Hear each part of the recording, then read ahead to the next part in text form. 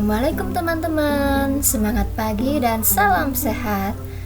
Hai, kali ini kita akan membahas tema 4. Sehat itu penting dengan subtema 2, mata pelajaran PPKN dan IPS.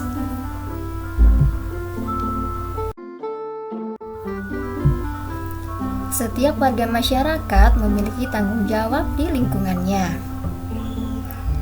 Contoh tanggung jawab warga masyarakat antara lain saling menghormati dengan tetangga, menjaga kebersihan dan keamanan lingkungan, menolong tetangga yang kesulitan, dan berperan aktif dalam pengambilan keputusan.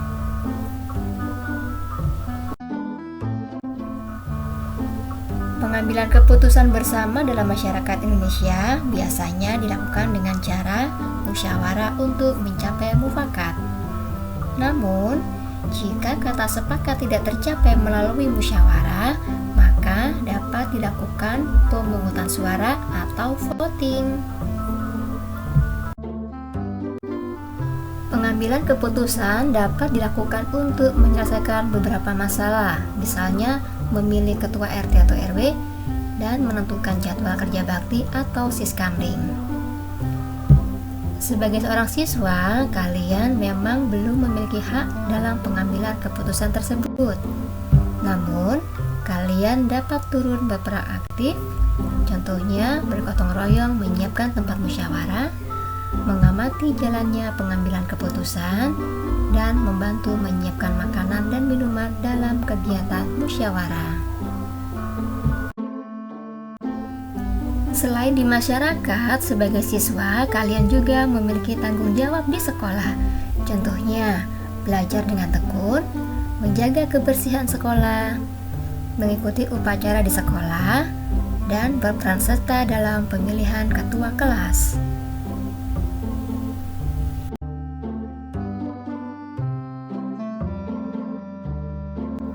Sebagai seorang pelajar, kalian juga memiliki tanggung jawab loh. Salah satu tanggung jawab kalian adalah melaksanakan tugas yang diberikan oleh guru. Contohnya, mengerjakan tugas dengan sungguh-sungguh, mengerjakan tugas masing-masing sesuai dengan keputusan bersama, dan mengumpulkan tugas sesuai dengan waktu yang telah ditentukan. Perhatikan gambar di samping. Kelompok Lani sedang melakukan piket kelas. Piket kelas merupakan salah satu bentuk tanggung jawab kelompok. Setiap anggota kelompok Lani melakukan tugasnya masing-masing. Ada yang menyapu, mengelap kaca, dan mengelap meja guru. Mereka melakukan tugasnya dengan sungguh-sungguh. Oke teman-teman, itu tadi pelajaran tentang PPKN. Sekarang kita masuk ke pelajaran IPS. Interaksi sosial dalam pembangunan sosial budaya. Interaksi manusia dengan lingkungan alam dan lingkungan sosial dilakukan untuk pembangunan menuju masyarakat yang lebih sejahtera. Pembangunan sosial budaya adalah suatu proses perubahan sosial budaya yang bertujuan untuk meningkatkan taraf hidup masyarakat.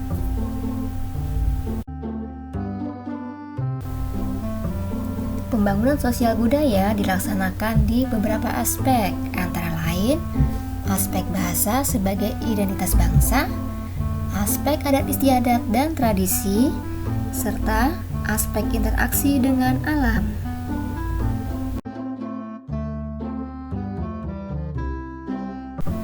Bangsa Indonesia memiliki bahasa nasional, yaitu bahasa Indonesia. Bahasa Indonesia merupakan bahasa pemersatu seluruh warga negara Indonesia. Pembangunan dalam bidang bahasa antara lain sebagai berikut. Bahasa Indonesia diajarkan di sekolah. Tujuannya agar semua warga negara Indonesia dapat berkomunikasi menggunakan bahasa Indonesia dengan baik dan benar. Bahasa Indonesia digunakan di sekolah, lembaga pemerintahan, dan tempat umum sebagai alat komunikasi utama. Bahasa Indonesia dikembangkan oleh pemerintah, misalnya dengan menyerap kosakata baik dari kosakata asing maupun kosakata bahasa daerah untuk memperkaya kosakata bahasa Indonesia. Bahasa daerah sebagai kekayaan bangsa Indonesia harus dilestarikan. Misalnya, dengan menggunakan bahasa daerah untuk upacara adat atau percakapan sehari-hari di dalam keluarga.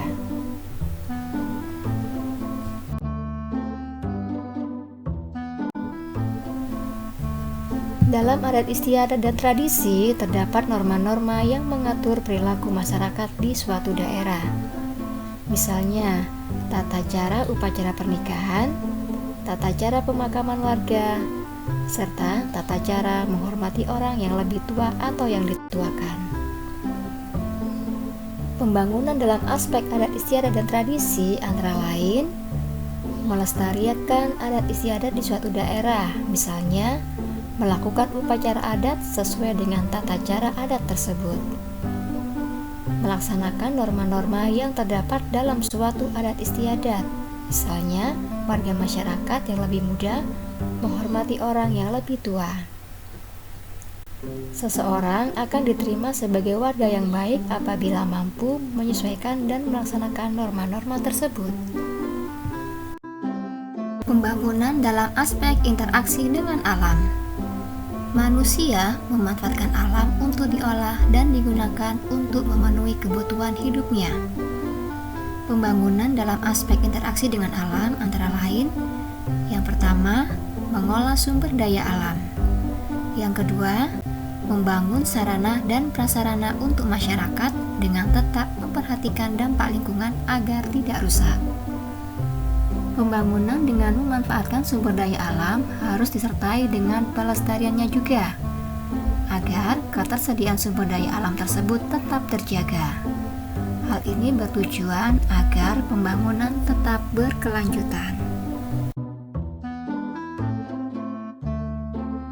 Interaksi dalam bidang pendidikan. Manusia adalah makhluk sosial, sehingga manusia akan selalu berinteraksi dengan manusia lain. Dalam kegiatan berinteraksi tersebut, ada interaksi yang dilakukan dalam bidang pendidikan. Ada 3 macam jalur pendidikan yang dapat ditempuh, antara lain pendidikan formal, pendidikan non-formal, dan pendidikan informal. Pendidikan formal adalah jalur pendidikan yang terstruktur dan berjenjang, dimulai dari TK, SD, SMP, SMA, dan perguruan tinggi. Pendidikan nonformal adalah jalur pendidikan yang bertujuan untuk melengkapi pendidikan formal. Contohnya, PAUD, kursus musik, kursus menari, dan bimbingan belajar. Sedangkan pendidikan informal adalah jalur pendidikan di lingkungan keluarga dan lingkungan yang berbentuk kegiatan belajar secara mandiri. Contohnya, pendidikan di dalam keluarga.